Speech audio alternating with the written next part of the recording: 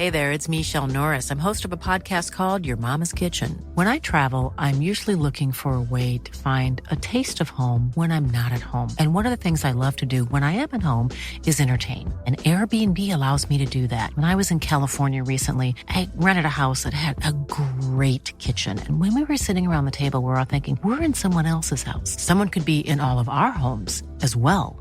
If you have a home, but you're not always at home, you have an Airbnb. Your home might be worth more than you think. Find out how much at airbnb.com/host. Hi, this is Craig Robinson from Ways to Win, and support for this podcast comes from Invesco QQQ, the official ETF of the NCAA. The future isn't scary. Not realizing its potential, however, could be. Just like on the recruiting trail, I've seen potential come in many forms as a coach. Learn more at Invesco.com/QQQ. Let's rethink possibility. Invesco Distributors, Inc. Hello, JB here. Now, before we start, I'm giving a quick shout out. That is to Trevor Baker, who is involved with a game this weekend, Friday, 12th of April, at Saracen X Stadium. And I hear you ask, JB, what is this game in aid of? Well, it is in aid of bowel cancer. It is the paypal.me/bowel fund if you want to go and contribute or help out. And the match is between, this is two very cool teams, the Met Police Specialist Firearms Command versus London Ambulance Service. So to everyone playing in that, go well and, yeah, show up, show your support. Now, on with the pod.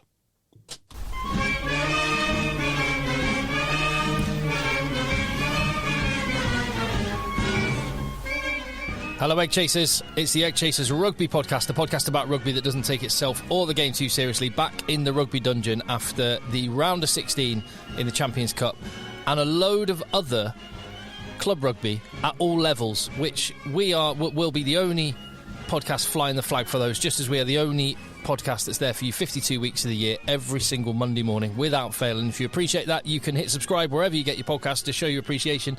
You can get in touch, contact eggchasers@gmail.com, and get more contact at patreon.com/eggchasers. We just were setting the levels of the microphones and did an introduction, which we will definitely not be broadcasting on this feed. No.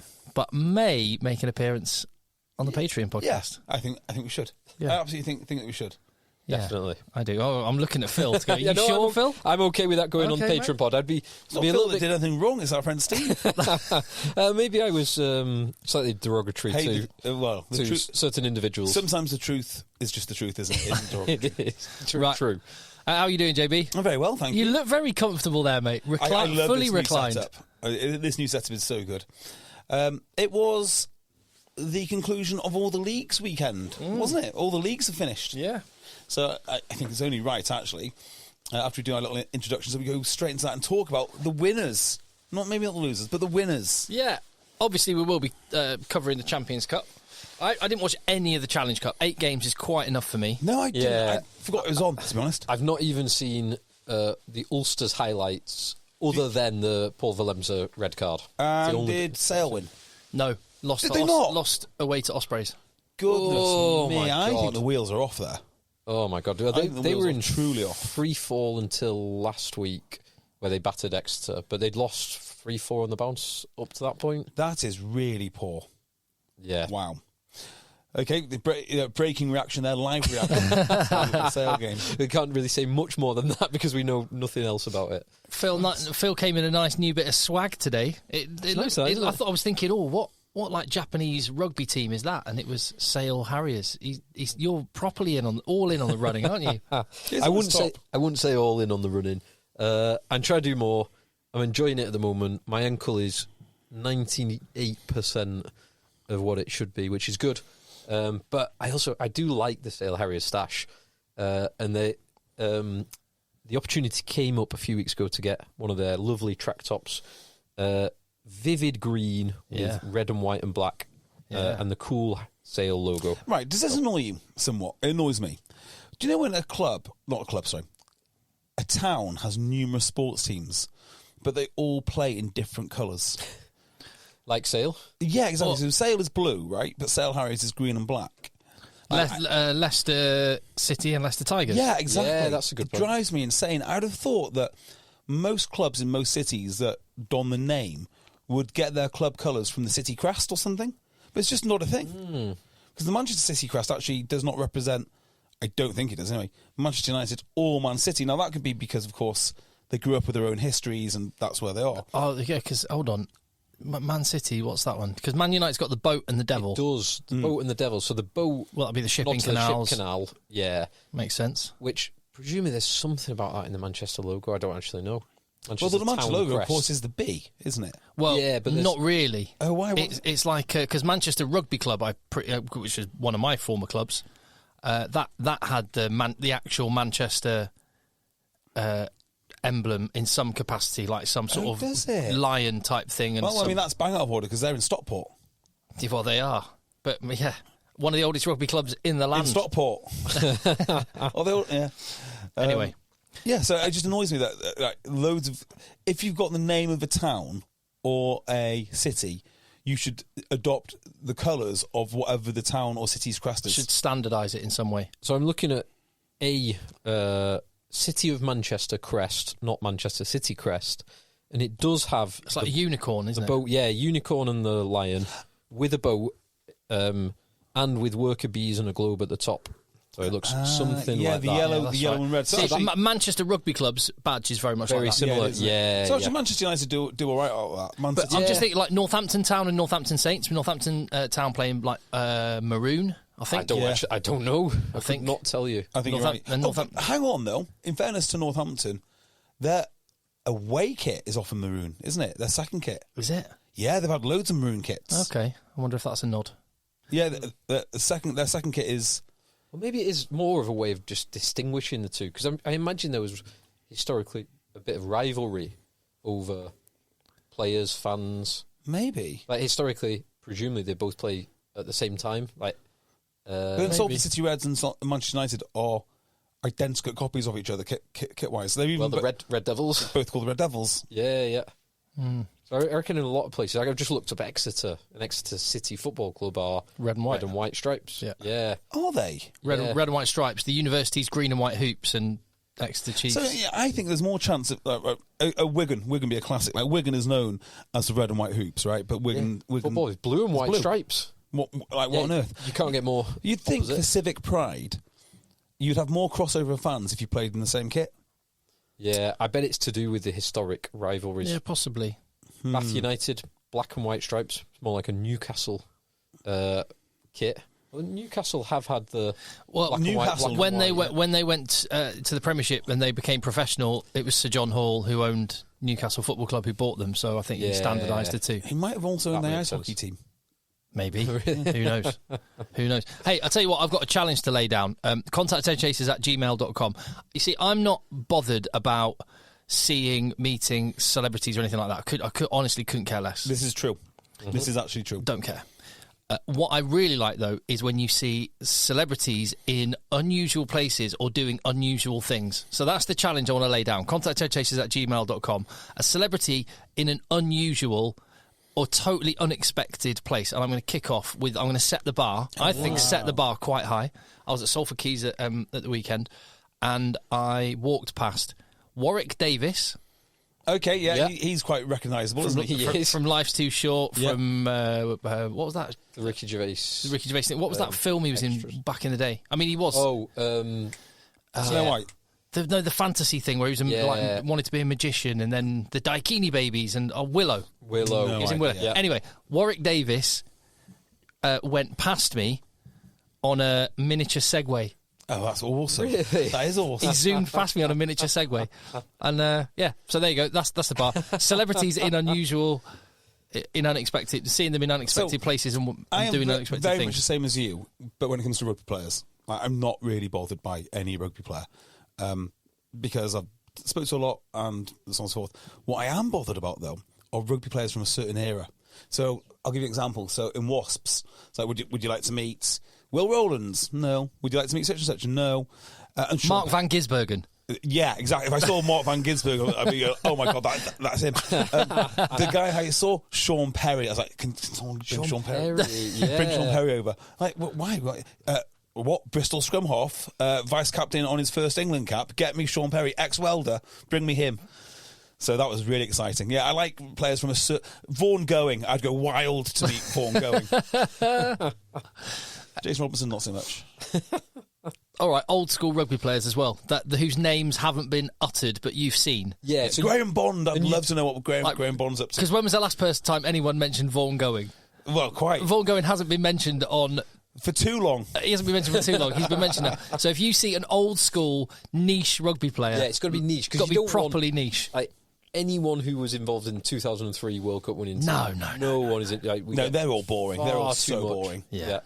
Trying to think of an example now. This is the point. It's really hard to think of an example. I'll give you one which is a bit more modern, but definitely a sort of niche one because he sort of declined so much afterwards. Joe van Niekerk. Nice. Yes. I've not seen anything on Joe van Niekerk for a little while. He left Toulon for 2 years and became, well, let's just say very un-rugby playerish. Yes. He did not look good. He was a hell of a player for a few years. Wasn't he just? Yeah. Hope he's doing okay. So there we go. Celebrities in unusual situations and niche rugby players. Adam Balding. Oh, superb. I don't know why that came to mind. Anyway, there we go. Balding, was he Leicester or Gloucester? Leicester Tigers and then Gloucester. Yeah, anyway. Contact eggchasers@gmail.com. Right, go on then, JB. Take us away with the winners. Yeah, Let's celebrate some winners. Yeah, so awesome weekend of rugby because, of course, it's the culmination of a year's worth of hard work for so many teams. So we will go. Where should we start? What did we say in the kitchen, Tim? It was Chinner that won National 1. Chinner won National 1. Led by Nick Easter. National 2 is Leeds Tykes. Well, that's North. There's North and South, yeah. South was, I think, I want to say Esher. Yes, it was. West, a club that I've actually played for. Dings Crusaders. Dings Crusaders, mate. Yeah, no way. It's quite nice to hear. I mean, obviously, I've not seen anything of Dings Crusaders since I was in Bristol all that time ago. But they seem to be, when I was in Bristol, at least, second fiddle to Clifton. It seems. Oh yeah, Clifton were always the big dogs outside of Bristol. Is that right? Yeah, well, they were always the highest performing team. They were like National 2, National 1 a little bit, down National 3 North, National 3 South. Macclesfield have gone back up. I'm just looking at that National 2 West. God, that covers a big old patch. Yeah, it does, doesn't it? So from Redruth across to Loughborough, which is like East Midlands, and up to as far as the highest one up in the country I can see is Chester. Wow, Chester in that league. Redruth, Chester. That's a horrible league to be in. Mental league. Where did Chester finish? Ninth out of 14. Okay, God, there are some brutal. That's almost national. Yeah, it is, isn't it?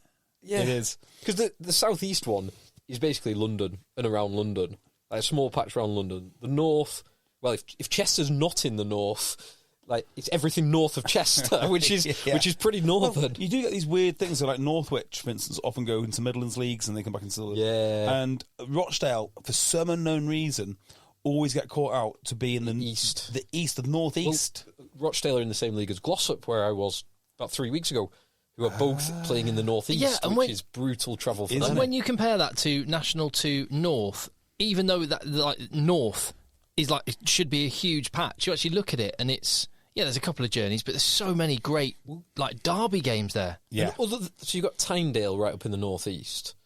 Hull's a bit of a trek, but there's two Hull teams. But everything else you can throw Yorkshire, a 50 mile radius around it. Yeah. That East League is brutal. That is brutal. Yeah, so I guess you get the East End as a big concentration in Bath and Bristol. Sorry, Gloucester, I mean the West League. Sorry, West, yeah. I mean, and then it's very sparsely League. populated as you go into Devon and Cornwall. Yeah, which will probably account for that. So Rosendale was second with Macclesfield, Baron McGuigan and co. But Macclesfield won the league. Did Blackburn finish third or fourth? Third or fourth, yeah. Yeah. There was trying to think. Birkenhead and Waterloo went up from Broughton Parks League. I'm missing a league there somewhere. In Manchester's league, can't you? It escapes me. Someone went up from that league. Fine. Widnes, fair play. Widnes have gone up from Tok H's league. Now I think that's genuinely amazing because I have played and battled against these boys for about 5 years. I've kept a consistent team. They have been gradually getting older, but that team, or the majority of it that went up this season, were together 5 years ago.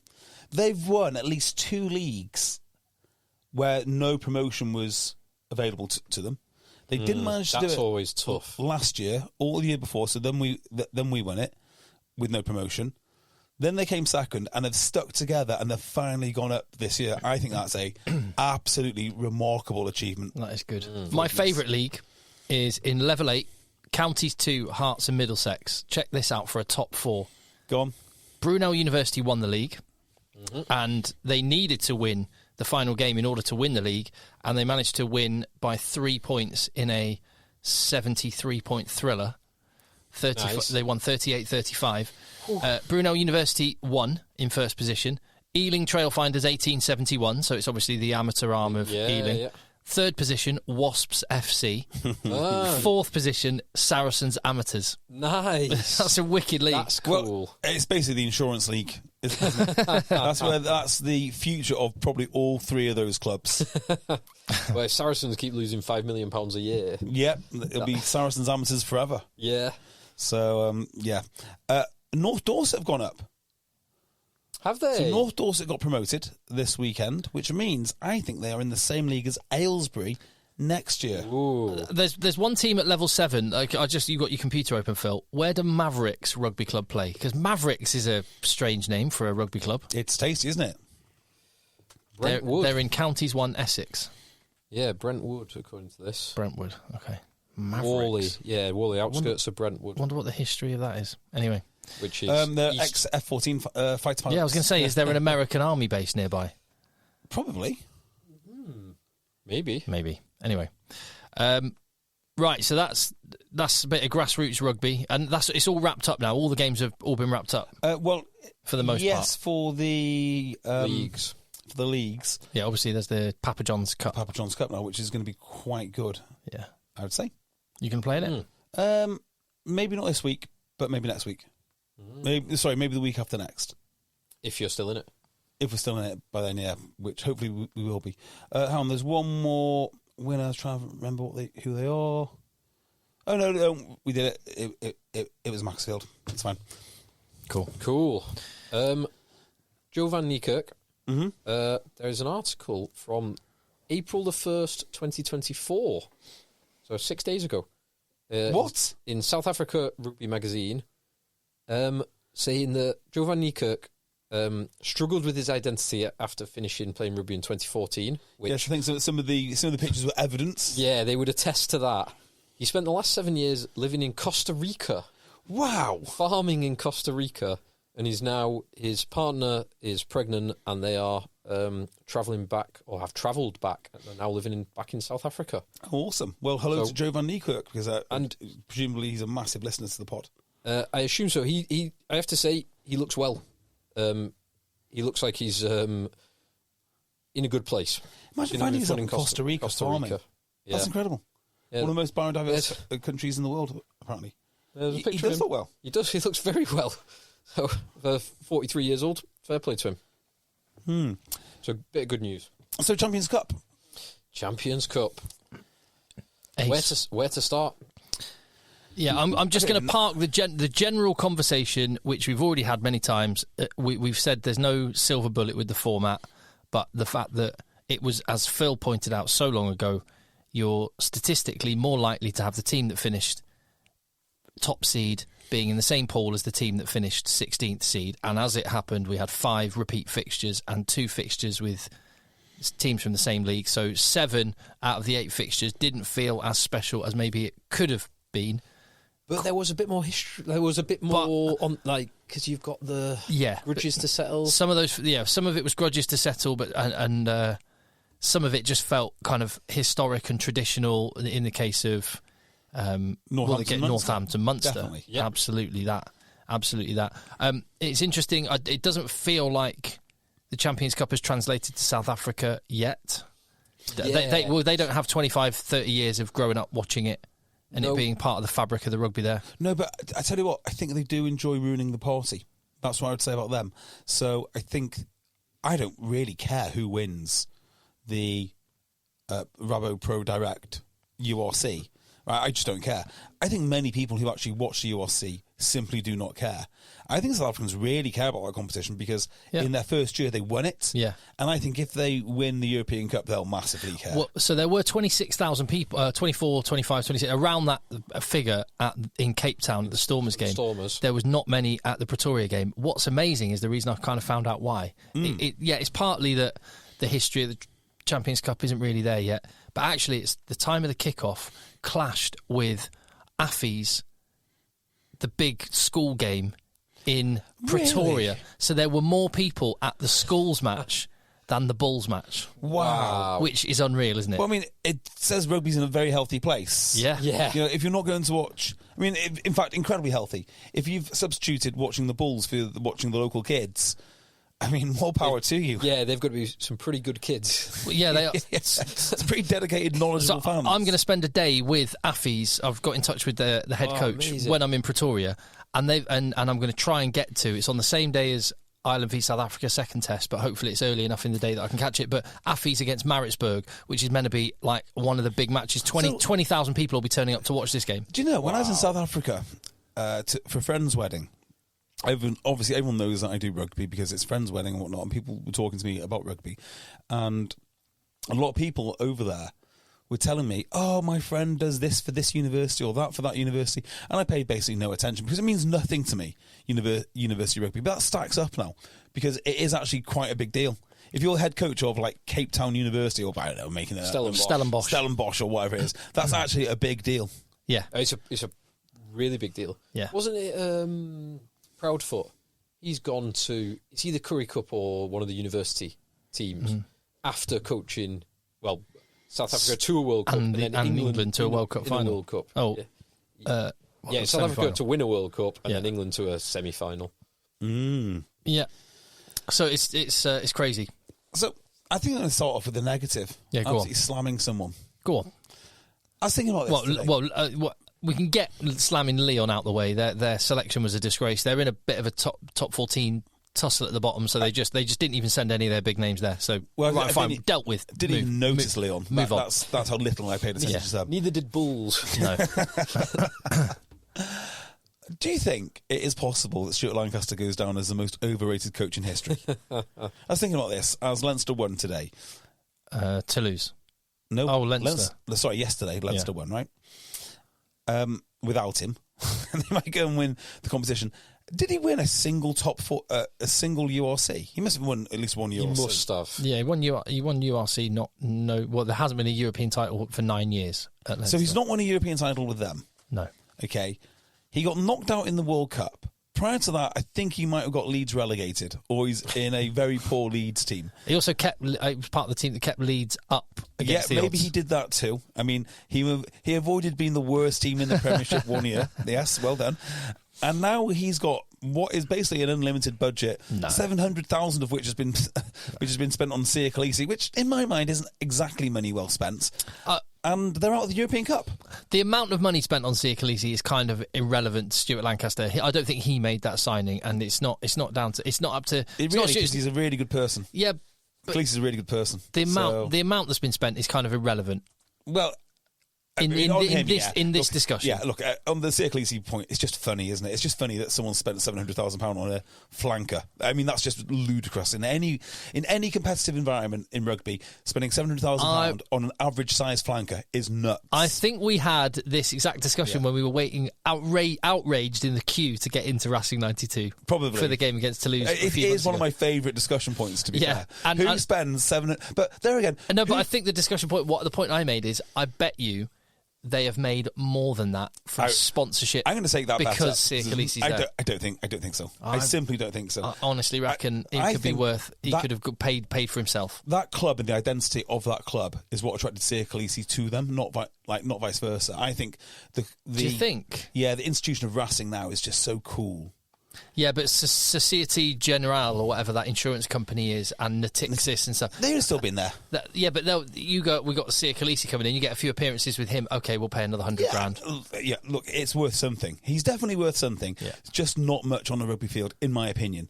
Like I think if you looked across the competition this week alone, there'd be numerous flankers who are of his class. Maybe not as good. On the pitch today with him, I would take either of those two Toulouse flankers, Jack Willis or Francois Crowe. I'd spend $700,000 on them if I had to. Yeah. And I wouldn't spend $700,000 on any flanker. No. Maybe Peter Stestatoy. Yeah, I think maybe. I'd probably spend... Or Ardy Surveyor. Yeah.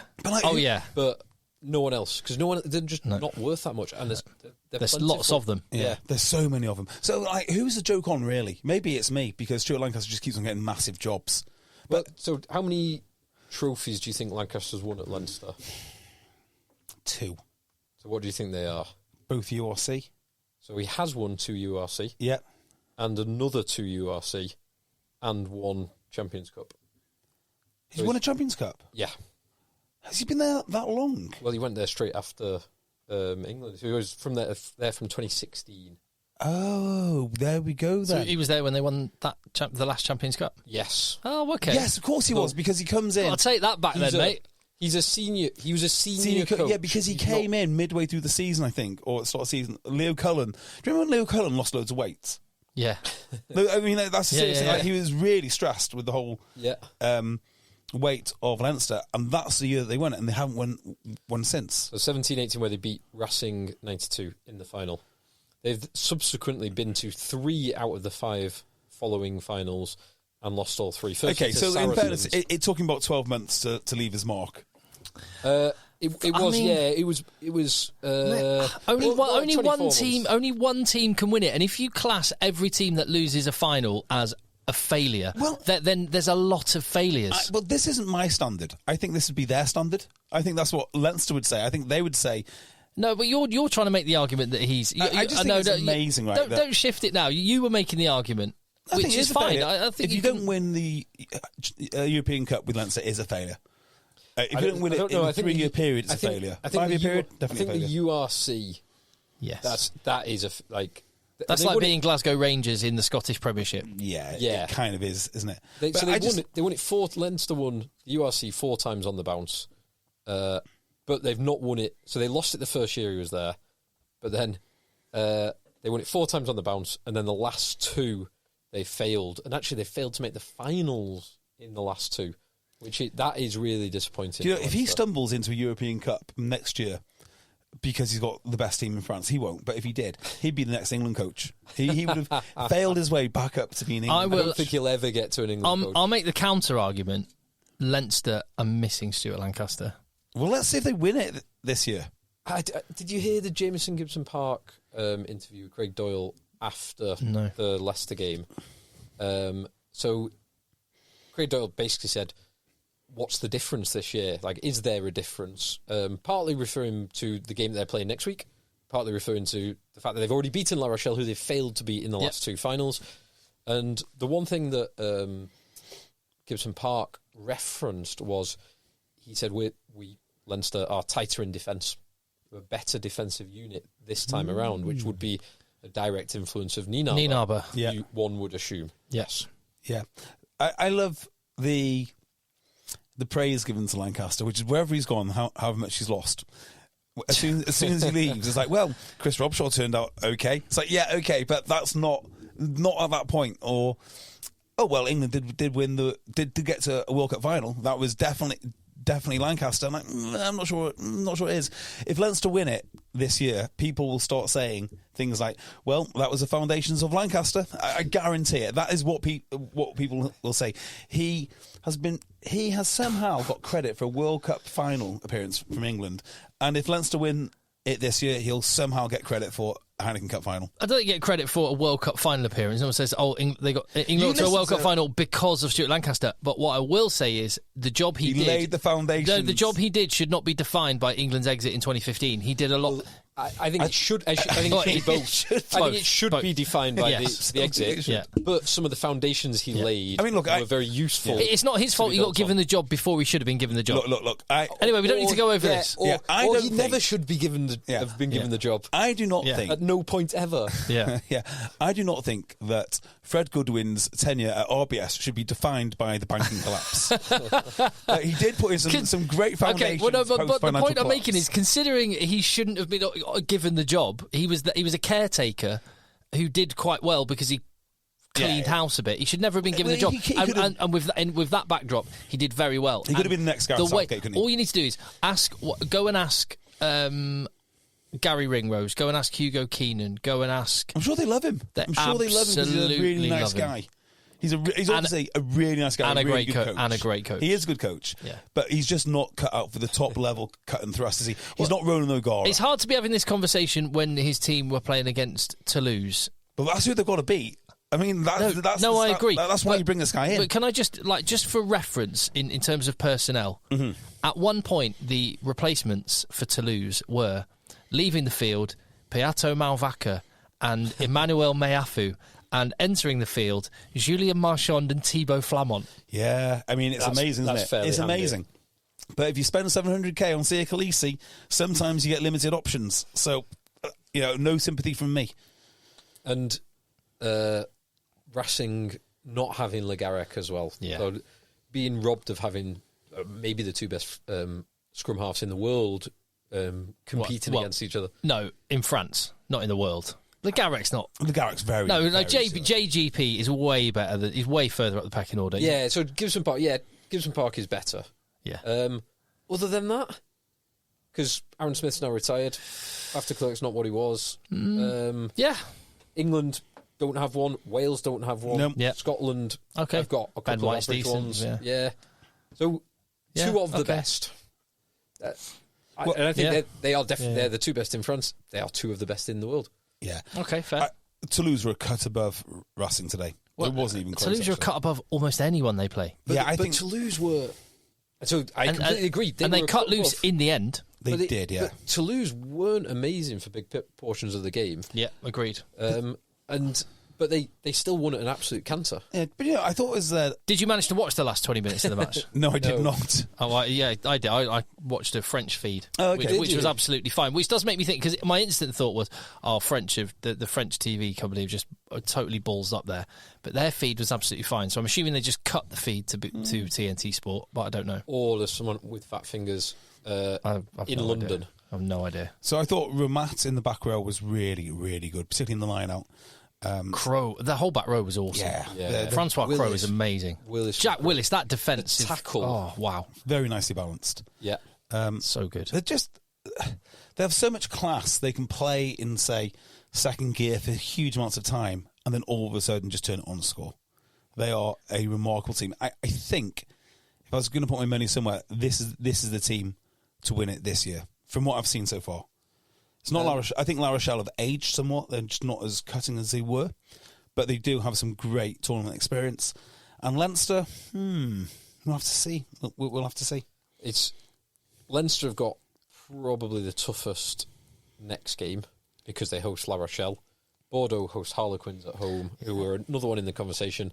Toulouse host Exeter at home. I tell you what. They're going to roll Exeter over. That is the team. The team is Bordeaux.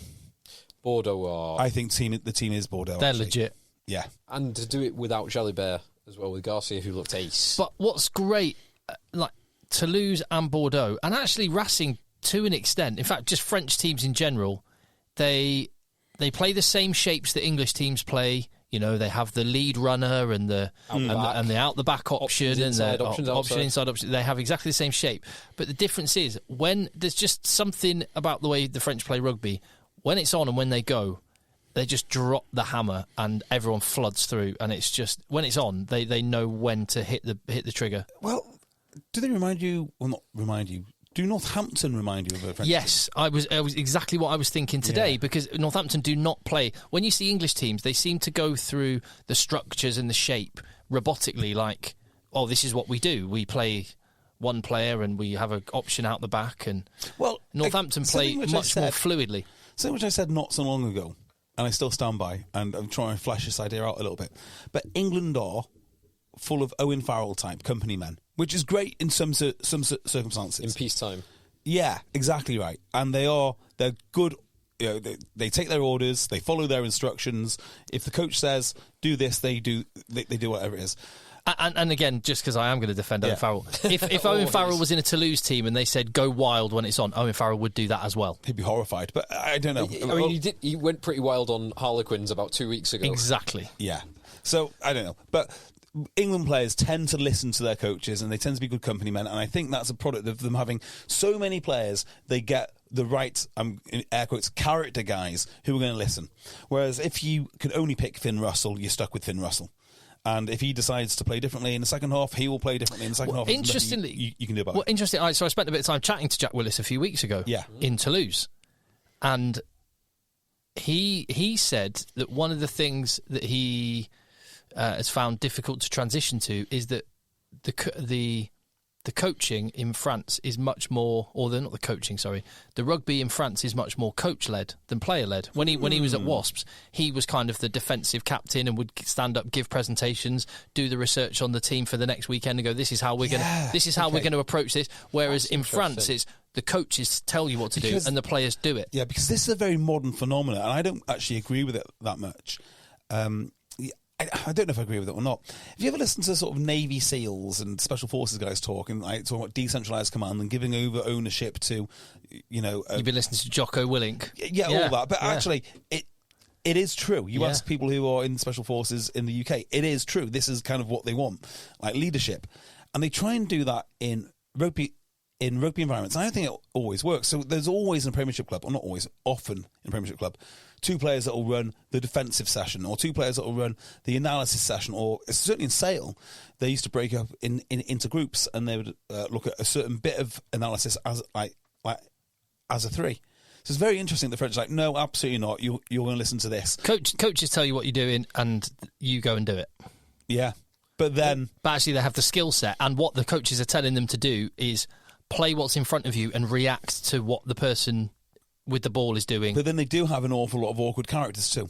I mean, just by the nature of the country, they have a lot of very awkward I think it's that reaction in the moment that makes Toulouse such a good team. I think that is as well, and I think it's almost the way I'd probably try and describe it would be the fear of failure is greater in. Or the fear of risk is greater in English rugby. That's a great way of putting it. Because the support lines, so when the French teams are really going for it and really punching holes, the supporting man isn't running a ruck clearing line, like at the low risk, the risk averse line. He's running that support line to make the break. Yeah, you're right. And kind of the secondary thing would be clearing the ruck. Whereas the English players are more likely to be, well, I'll run the defense, like the ruck clearing line, and if it just happens to fall right, I might get an offload, but clear the ruck would be the priority.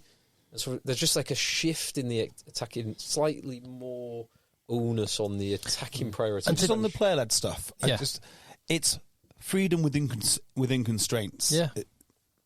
I think probably under Lee Blackett it might be a bit different. I can imagine Dai Young to Lee Blackett was a liberation for the players. Yeah, yeah, and actually, the Lee Blackett's coaching style, I have a lot of time for Lee Blackett. I think his teams play wonderful rugby. In fact, for all of the praise that we give to Finn Russell about how Bath play at the moment, probably Lee Blackett is equally as to deserves equal credit. Yeah, agreed. And in Northampton, and just to Phil's point, that final try they scored, the George Hendy one, and we can go through games in a bit more depth. That was just a case of Northampton had the sense of, I can see where the space is. Just wang the ball. Actually, it was a rubbish pass, but it was just dreadful pass. Pass, but just wang it to where the space is. I want to know what's going on really at Northampton. There's obviously some questions that need to be answered, and I think we need to start with their strength and conditioning team. We want everyone to be 5 kilograms heavier, but also much fitter. How does that work? Because they looked much fitter than Munster. Munster looked dead on their feet. Well, that's because because you're right. Their conditioning, Northampton's conditioning is ace because they never kicked the ball out. They kept the ball in play, kept Munster moving. They're explosive. They're strong. They're really very, very good at the moment. Yeah, and their defence is so much better than last year. Yeah. So on the defence, right? And I was going to pick up on this, and I can't really put my finger on what it is. Is it just good defence? I don't know. Or is it the fact that Munster? You think about Munster, and you think about a hard-working, gritty team who are Well, and that first half, to be fair to Munster, that's exactly what they were. Yeah. But then second half, they were missing tackles. They were doing things which are unacceptable by Munster standards, like slipping off tackles, not getting onto their feet quick enough, not getting back in the game. That's why Northampton had so much joy. They broke from underneath their own sticks at one point. Well, it was a set piece for that. The first Hendy try was a set piece inside their own 22, and they just went. Yeah. Well, the one I'm thinking of, they got turned over, maybe on the opposition 10, something like that.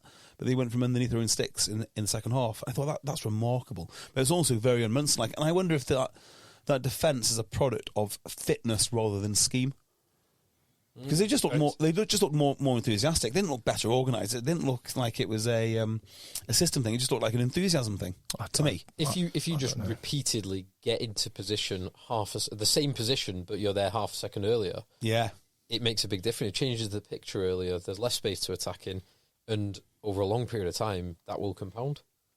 Yes, and that's exactly what happened. I think Munster were very lucky not to have a giant score put on them. They had a lot. They were missing a lot of players, but not least Jean Klein, RG Sneeman, and Adogbo, 3 massive locks that they didn't have. Nash and Daly in the back line. They were missing a lot of frontline players. Really, Freeman, Mitchell. No, it was Furbank. Furbank and Pearson were the main ones for Northampton. Pearson, Mitchell didn't start, and no, but he was on the bench. The other centre, whose name escapes me, who's Hutchinson. Scottish guy, Hutchinson. Yeah, whether he would have started or no, Munster were absolutely missing significant personnel. There's no question. Oh, absolutely. It's incomparable, the two. So I'm not saying Munster would have won with that. That's not my point. My point is that when you look at Munster's bench, it's no wonder that in the second half they made the changes. I mean, actually, that change, Munster brought on Murray when Northampton brought on Mitchell, and you just look at the two there and you go, one's there to sort of tactically try and close out a game, one's there to drop the hammer, speed it up. Yeah. Play for I mean, they could have started Murray, and also I'm sure Murray still got a few tricks up his sleeve should he decide to do so. Well, he would be very useful if Munster were leading. Yeah. He's not very useful if Munster have got to chase the game. I don't know. Yes, I mean, I guess that is the prevailing orthodoxy, and you are broadly right. I just think it might be underselling him somewhat. He's still quite the player. Bearing in mind RG Sneeman, I mean, I think he will probably be available for the URC run-in. I think he was just ill. I think it was quite a few players that had Has he been playing much this year? Because I've not really been paying attention. No, he's not really been playing very much. That does shock me. He's been injured a lot. Do you know, today was going to be the first time in Munster colours that him and Tyg Burns started together. That's remarkable. And he has never started a game at Thomond Park. Oh, my God. Oh, wow. Is he basically Tom Croft for the Lions? Yeah. Yeah. Oh, my God, yeah. That's an amazing start. So 13 games in 4 years. It's unbelievable. Imagine that. What's his wage? Like $500,000 a year? 2 million quid, 13 games. If I had a temperature or whatever's wrong with him today, I'd be so ashamed to tell anyone. I would just play. Craig Casey did play ill and vomited on the pitch. Good lad. I bet Leinster get a few more games out of him. I bet Nienaber knows how to push his buttons. Yeah. So that is, if we assume he's on $500,000, which I think is what he's getting at Leinster next year. So let's say $500,000, 13 games. I'd even take Sir Khaleesi. £153,846 per match. Per game. Jesus. Oh, ouch. Talk about Khaleesi being overpaid. That is Lewis Rees-Summit money. Some of these players are just so intoxicating. So if you watched Sneeman during the World Cup, you know what a class act he is. So when he is fit and firing, he's amazing. And there are so few players of his size. Yeah. Because he is enormous. Over 130 kg, 6'9". He offloads, he breaks the game line, does all these great things. In the world of that size. But then, do you know who he reminds me of? Manu Tuilagi? Correct. Like, people are just intoxicated by what he could be, not by what he actually delivers week in, week out. Yeah. That's why he needs to get rid of him. And I'm glad that they have. They deserve better. Moved him on to Leinster. He's going to Leinster. Well, he's sticking around apparently because, well, I mean, it makes total sense. I think the only reason he's going to Leinster is because he wants to stay in Ireland. Because obviously Munster have gone, we're not going to spend more money. Yeah. You can have a quarter of what you're on at the moment. I think we'll keep Jean Klein, thanks. Yeah, exactly. Good luck. But he's staying so he can get a passport. Why would he want one of those? Just for any? I mean, European Union passport. Yeah. European passport. Why wouldn't you? Yeah, I guess so. Just another year's work. Yeah, a passport. it's worth something, I guess. Yeah. Yeah. I thought Northampton. They're just ace. They're proper. But will the rubber meet the road next week?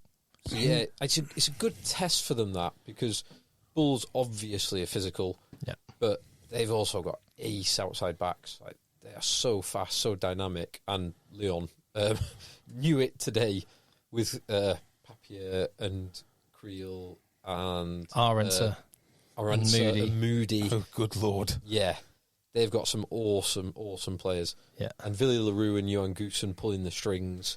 They've got a few options there, but they probably, I don't know because I don't watch the Bulls very much, this week wasn't a good test. I don't know if they would be as physical as, say, a La Rochelle, or Toulouse, specifically La Rochelle or Toulouse. They'd probably be close, but maybe not quite. So it's maybe just about the best matchup for Northampton. But there is physical, like, Weenie Antonio is physical. Will Skelton is physical, but then South Africans they're not necessarily physical in that way. They're physical and violent, and it's the violence. It's like the sheer terror of I'm just trying to think of an example. You always go for Quagga Smith. Quagga Smith, perfect example. Just the sheer violence of running into that man is horrific. So they'll bring physicality, but it'll just be a different form. It'll be a more dynamic, explosive, violent physicality, I would imagine. And that's the bit that I don't know. So, like, the guys that the guy that you know in the pack from this week for the Bulls would be Marcel Coetzee, who had that 4 or 5 years ago. Does he have it now? And I don't know the rest of the I'll tell you what, two well. guys to watch, because the South African number 8 jersey is very much up for grabs. Evan Roos is in the mix, number 8 for the Stormers. It could be Jasper Wiese still, but the two other guys that are very much in the mix both play for the Bulls. One of them played this weekend, one didn't, but hopefully will be available next weekend. El Riglo and Cameron Hanacom, who is actually Wales qualified. Is he really? But they're both guys in the very early 20s, both big, strong boys. Yeah, Evan Roos looks like a generational type of athlete. Yeah, he hasn't pushed on. So you know how we always talk about, and well, you guys particularly have mentioned before. Pierce Spieth. No, just the judging people on potential rather than reality. Yeah. And I think Evan Roos is one of those. You saw him at 21 and thought, oh my God, imagine what he's going to be like when he's 24. Well, he's 24 now and he isn't as good as we were hoping he would be by this stage. But I think he could be. Another guy who fits that mould, I think, is the 8 who came on for Racing today. Who's going to be the future of French rugby? Jordan Joseph. Yes. Jonathan Joseph? Jordan Joseph. Yeah, not Jonathan Joseph. Incredibly. I mean, I was watching him today. I thought, Christ, he hits the line hard. He is a strong boy, but he isn't the future of French rugby. Yeah, I was kind of looking at him because when he was 18 playing for the under-20s, he was like 2 years younger than the rest of them, and he looked incredible.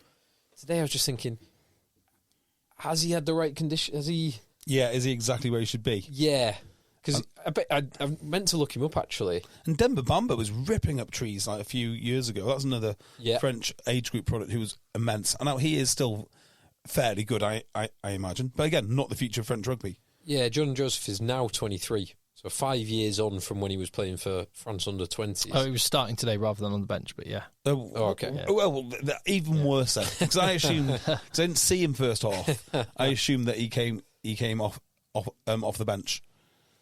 Yeah. I'll tell you who else. We are bouncing around the games. I'll tell you who else who hardly got a mention today in the 60 minutes that we managed to see. Arundel.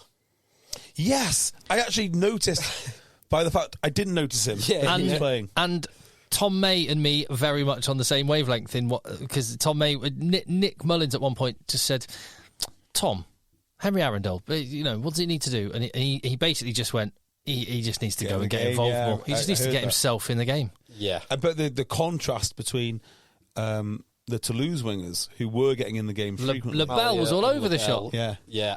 Oh, I'll tell you what, if you want to... sorry, go on. I was going to mention the Northampton wingers. I was going to mention two other wingers who I believe topped the charts this week for defenders. Emmanuel Faye-Waboso will be one. Faye-Waboso. Yeah, he was ace. Who was involved in... I mean, he is not shy for looking for work. He's not, is he? He was everywhere. And the other one, my beloved Bordeaux. Well, both of them. Both of them, but Pinot was just... What a player. Yeah. Everywhere. So Pinot, I think that... Just on Arundel, what he needs to do is go on the international player pathway for the NFL next year. Do you know, it might not be the worst solution for him. Just really be a good athlete somewhere else where you don't have to actually use your head or initiative. He should be watching game tape of Pinot, just saying, like, how do you get yourself in that position doing exactly what Pinot... Because he's got the physical attributes to be able to do it. Do you know who we should watch? Is Slightholme.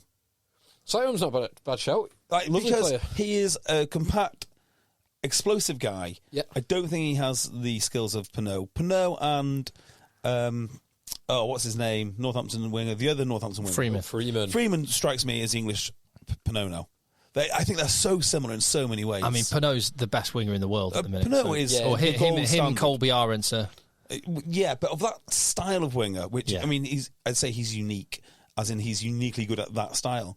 I think Freeman is similar. He's not as good yet, but he just picks the ball up from stationary. He runs sideways. He's big. He's strong. Say hello to a new era of mental health care. Cerebral is here to help you achieve your mental wellness goals with professional therapy and medication management support. 100% online. You'll experience the all-new Cerebral Way, an innovative approach to mental wellness designed around you. You'll get a personalized treatment plan from a therapist, prescriber, or both in a safe and judgment-free space. Your Cerebral therapist or prescriber will outline a customized plan with clear milestones along the way, so you can get to feeling your best. With Cerebral, you're not alone in your mental health journey.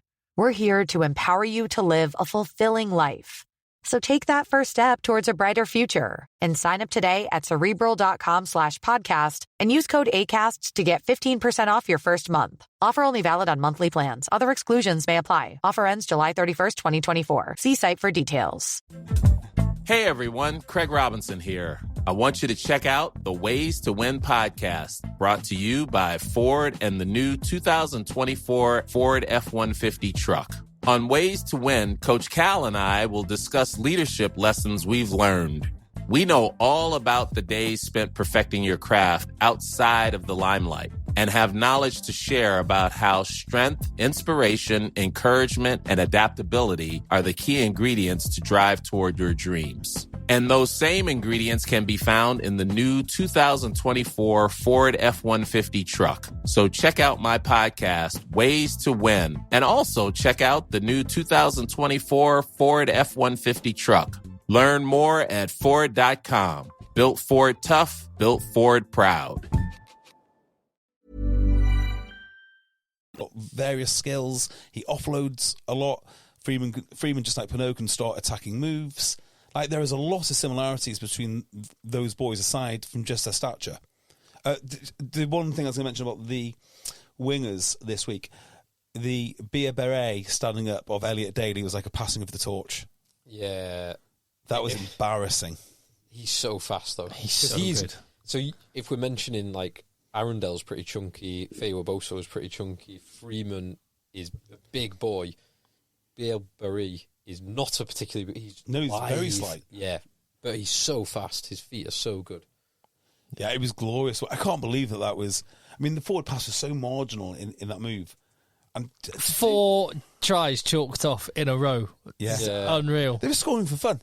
Yeah. They've been scoring for fun against a very, very well-organised, very drilled Saracens defence. Yeah. With internationals in. I thought it would be closer. I looked at the Saracens team. I thought, no Farrell, they're not going to win. But you still look at the Saracens team, and actually, there's still a lot of talent in that Saracens team. But I'll tell you what it was. It was when you were watching the game and you went, the 2 guys wearing 3 Christian Judge and Ben Tamifuna. Well, they're both limited in different ways. So here's a question for you. Who is heavier, Faye Weboso or Arundel? I'm going to say, because you've asked it, Faye Weboso. Because you've asked it, I'm going to say Arundel, who does have massive quads. I would have said Aaron. If I would have guessed Arundel, I'd go is 92 kgs, and Faye Weboso 89. I think Faye Weboso is going to be closest to like 100, you know. Because he's chunky and he's dense, Faye Weboso. He's chunky and dense. I think he's 16 stone. I think he's closer to 100. He's 90-something, but like 96. So I was surprised to learn a while ago that Arundel was nearly 100 kg. Wow. So he's 6 foot on the nose. So he's not especially tall, but he's got big rump, big thighs. So his England profile, which would be from the World Cup, is 98 kg. Wow. That's big. Yeah, for 6 foot.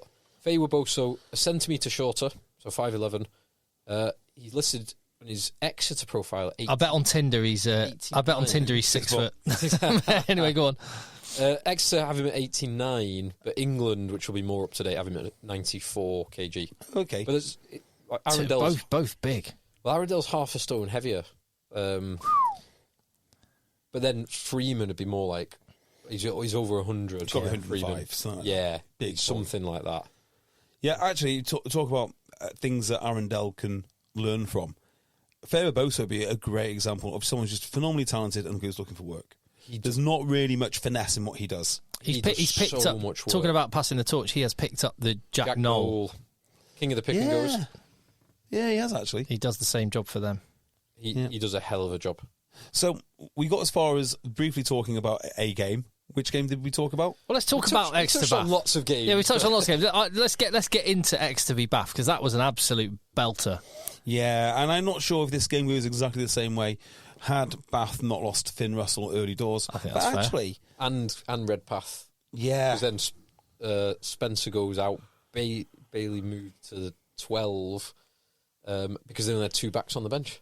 Yeah, but I think actually it was Exeter's pack that won this. I thought that Exeter just looked a little bit more rugged going forward. They looked a little bit more enthusiastic on the game line. But I also thought in that game, particularly in the first half, neither team was getting a foothold, and you were just waiting for one team to come alive. So you'd have like 3 or 4 phases of play, and then a knock on. 3 or 4 phases of play. Then, but if there was a wind going end to end, and you've played in games before, you would say in team talks, right? This is a 10-15 point wind.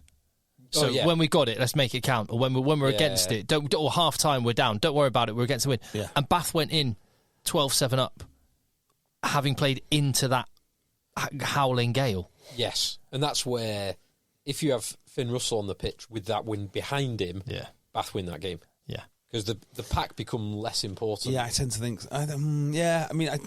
It's hard to know, isn't it? It's hard to know. What was incredible was that Exeter had loads of possession in the first half when they didn't have the option to really kick. But they against the wind,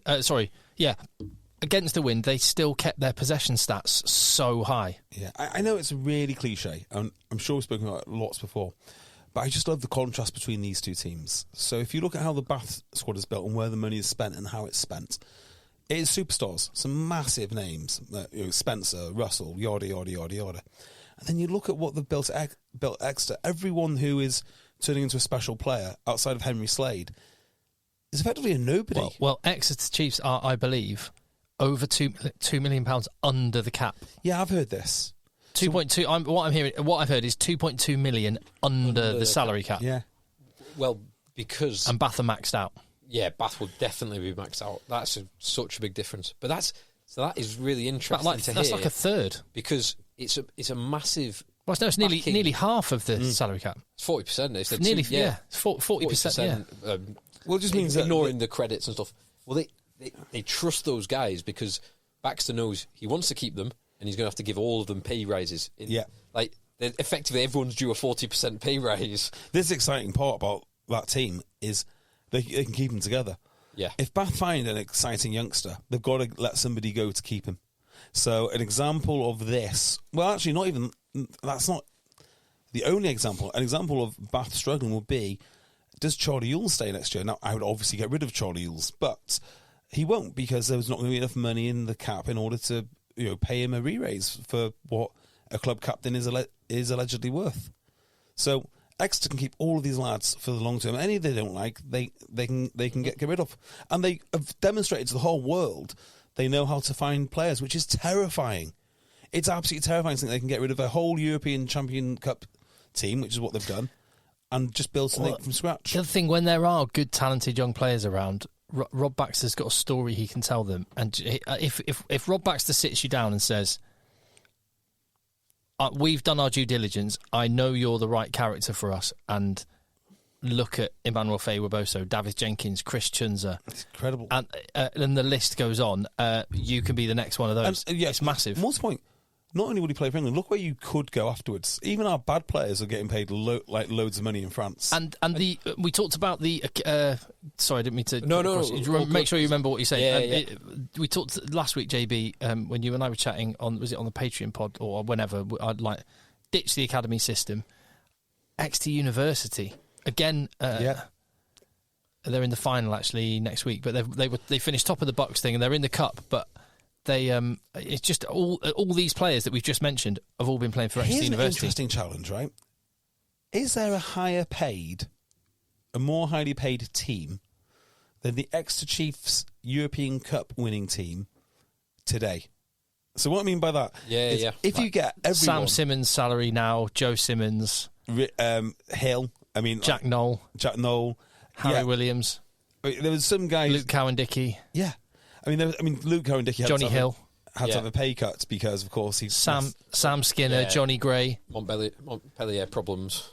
Johnny Gray's still there, isn't he? He is. But Nick White. Going.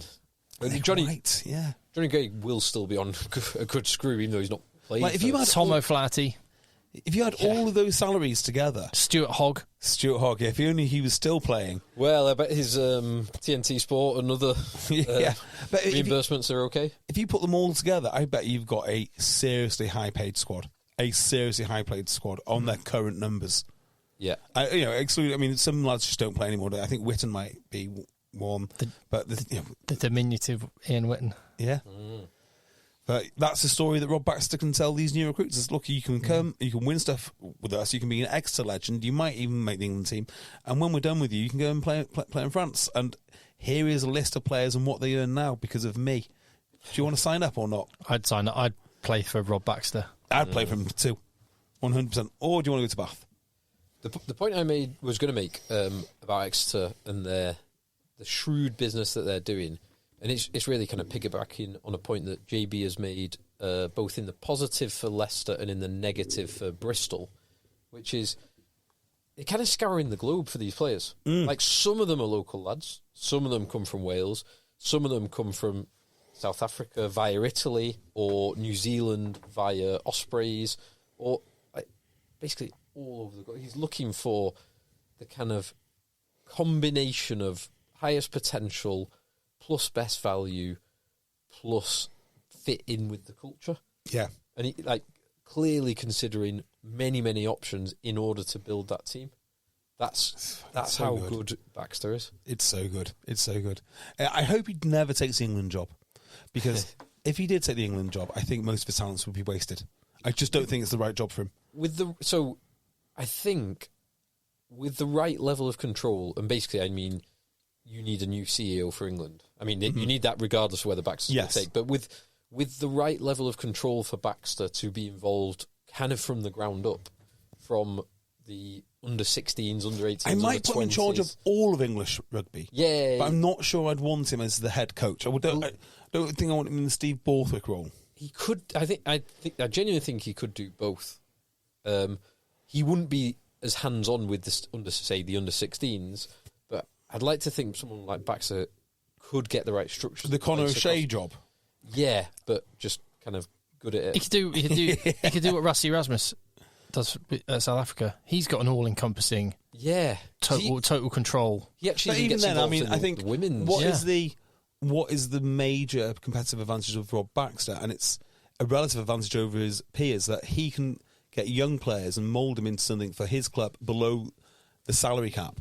And that just doesn't really apply to international rugby. Well, that is what he has had to do, because that is the task that he has got in hand. But that doesn't mean he could only be used for that one. And one of the things we say so many times about English rugby is there's so little to choose between that player, and that player.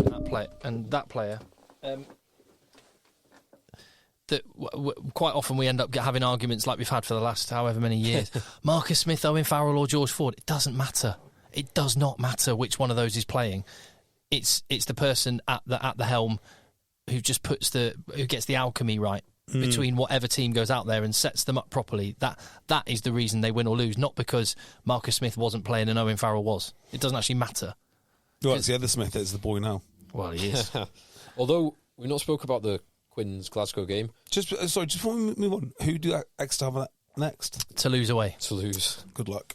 Yeah. So that's the end of that then. Well, they did beat them there. Yeah, in 2020. Yeah. They beat them in the semi-final and beat them well in the semi-final. So and then immediately after they won that tournament, they changed, because that Toulouse game was one where Exeter's pick and go near the line just killed Toulouse. They did not have an answer to it. Change the rules. Can't do that anymore. Yes. Yeah. Yes. Talk to our mates up high. But they went back to that this week. They had 21 phases of pick and goes. It was slightly different pick and goes, but they were pick and goes. And it did feel like there was a sense of inevitability about it, because Bath were leading, weren't they? They were 15-7 up. Yeah. And it just always felt that Exeter are going to do this. They're coming for you, and they're going to grind it out. Yeah.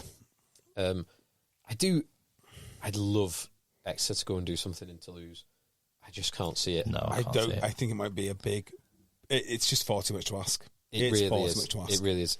You know, it's next weekend as well. They went to Toulon and won. Yeah, but this is another level. So Toulon jokes. Toulon's a bunch of clowns. Yeah, is nothing compared to this Toulouse team. Yeah. Nothing at all. So good luck, Exeter. Harlequins. Did anyone see that? Yeah. I didn't. So tell me about it. Marcus Smith is good at rugby. Is he? Yeah. It was an interesting game. So Glasgow scored first, and then Quins had a load of pressure and made it count. So went in at half-time, 21-7 up, and you think, it was. It was the Murley try was just before half-time, wasn't it, because of the sin bin.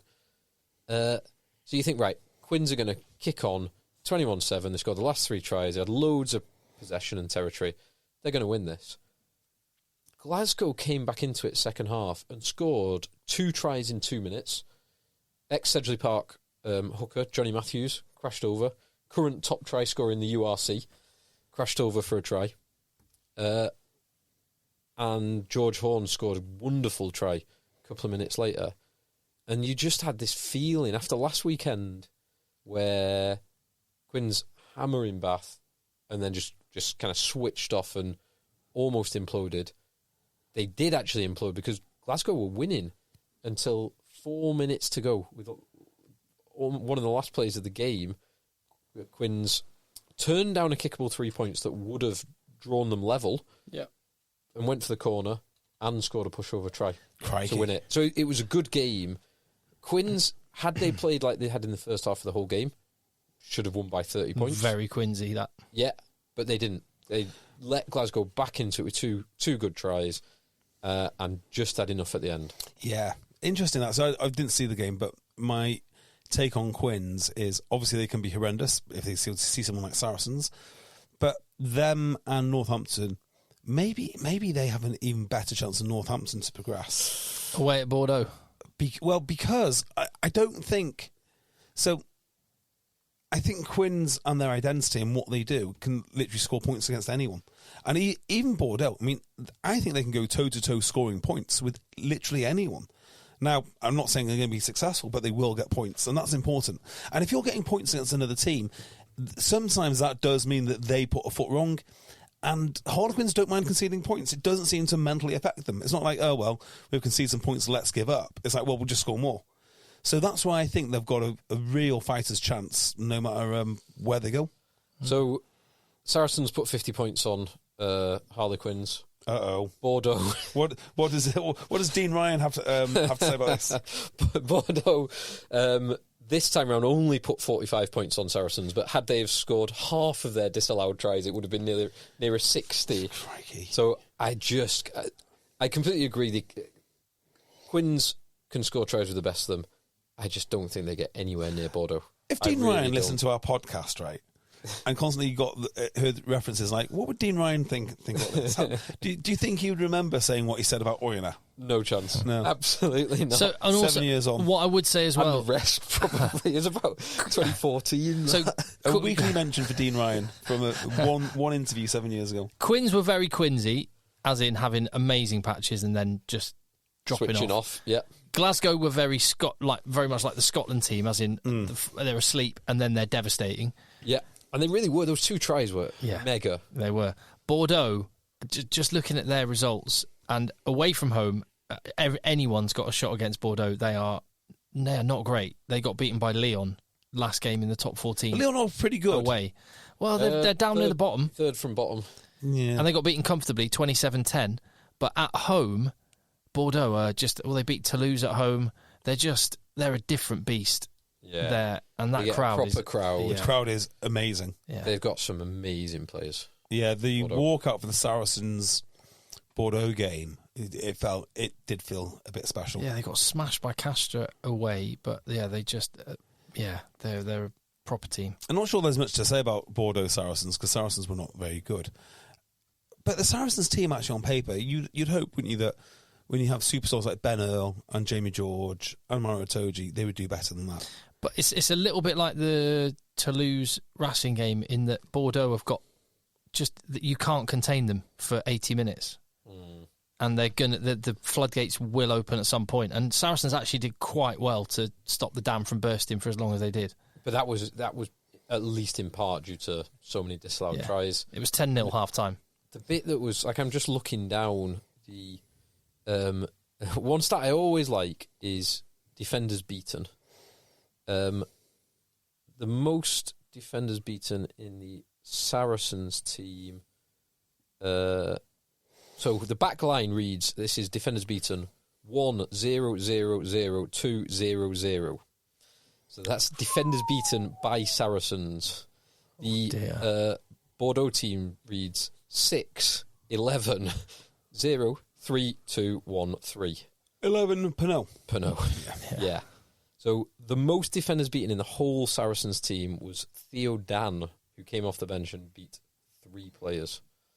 It's just poor, isn't it? Yeah. It kind of tells a story of the blunt edge of Saracens, which was blunted by a superb defensive performance by Bordeaux.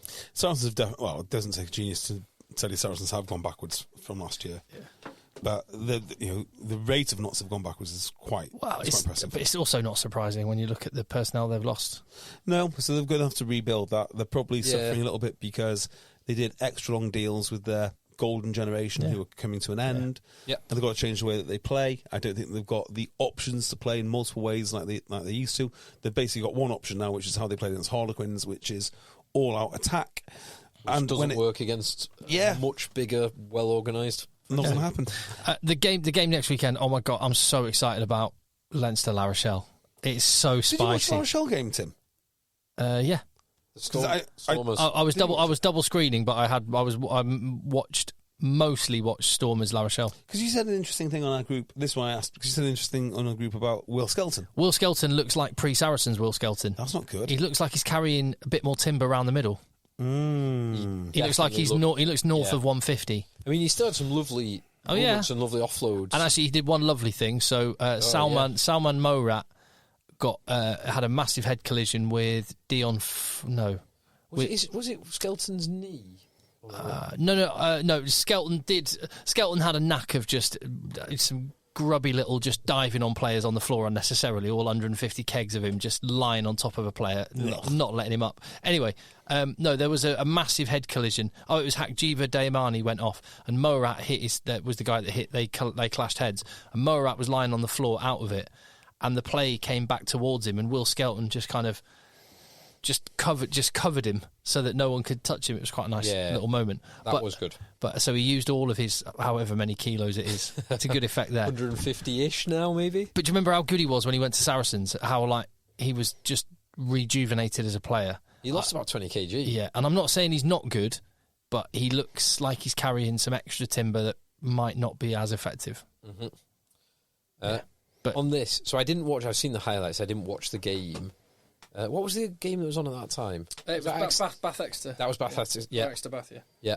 So I was watching that. I can't help but feel disappointed because Stormers are obviously a great team, but they're going up against the double reigning European champions in La Rochelle. And I always like the underdog to win if I've not got a dog in the fight. Yeah, there's something about La Rochelle though. You got to hand it to them. What was it in the Champions Cup final? Yeah, in the Champions Cup final they were 17-0 down. Yeah, and in this game they were 16-0 down. Yeah, that's some minerals. That and Gregory Aldrit is just awesome. Yeah, and then the end is hard to take. Yeah, for Liebach, who. Admittedly, it was a touchline conversion with the wind and on the wrong side for him for a right-footed kicker, but it's gutted. A kick on the wrong side didn't stop Henry Slade from banana-ing one over, did it? It did, and that was a little bit closer, but yeah you are right. So, and you kicked well apart from that. And can I just change the subject completely before we go to? Yeah, you were just looking at your phone or something. What? To a different game. Yeah, go on. My wife has just sent me the terms and conditions to apply to gladiators. I'm definitely gonna fill this in because I've not been at all impressed by the competitors this year. I've not actually watched. I tried to get the kids into it and they weren't interested, so I've not watched it yet. You going to apply, Phil? I haven't watched it at all. What's in there that I would remember from the first one? Right? Is there still a travelator? Well, I mean, there's still basically the gauntlet. So what's the gauntlet? When you just run through people, I'm pretty sure I'll be fine with that. Oh, is that where they're holding like? Yeah, they've basically got some soft sticks. Tackle pads and stuff. Yeah, not a problem. Because you've got these 70-kilogram ultramarathon guys running through it, and they usually do all right. So I'm pretty happy with that one. There's another one where you just run across. This is the one I don't get right. They have these baskets, and you've got to put the balls into the baskets, and then the gladiators have got to basically rugby tackle you, I guess, but they don't rugby tackle much. And also, they always go for the nearest basket. You want to go for the far basket so you can use some footwork. I don't understand that one bit. The climbing wall, I have got no chance on. I've got more chance of pulling the wall down than actually getting up the wall. There's just no way I'm getting up. So I was thinking you could learn. They still do the rings. Hang tough is not. It's not going to go well. No, that's for someone smaller. Yeah, hang tough. But mind you, the gladiators are massive, to be fair. Mm. Yeah, they're most... Is Alex Gray good? Who's Alex Gray? The rugby player. Is Alex Gray on there? Yeah. Did not know that. What's it? Adonis? Oh, wow. He was tight end for, Atlanta Falcons. Yeah, tried to be tight end for Atlanta Falcons. No idea. Former Bath, Newcastle. Yeah, he played London Irish. Flying for Bath. I'm sure he played. He played wing for Bath as well. Yes, he did. Sevens it was. Sevens, was. Yeah. I'm sure. I do reason on some of the events and then terrible at others. Apply. Go on. Yeah, apply. Yeah, like you in Why CrossFit, not? Isn't it? Pretty much, yeah. Zero cardio, zero body weight ability. You're kind of like a weak powerlifter and a fat CrossFitter. Yeah, exactly. A weak. Yeah, perfect. A guy came to our gym the other day. Right, he comes on Wednesdays. He can casually snatch 140 kilograms. Really? Yeah, that's just how big impressive. Is he? Big lad. I think he might even be not massively tall, but I think he might be British weightlift. I was going to say, I bet his technique is just perfect. Unreal. Yeah, I've not seen him lift yet, so you'll give him a few tips. Yeah. No, actually, you'll hide in a locker, 140. peeping Tom, getting very excited, looking at his lifts. Oh, leave your camera set up. Joe's brother is a Commonwealth weightlifter, or was looking to get into Commonwealth Games. Have I told you this before? Rugby background, but not the rugby background you think. Charlie Morgan's brother is a Commonwealth weightlifter. Really? Yeah, trains down in Cardiff.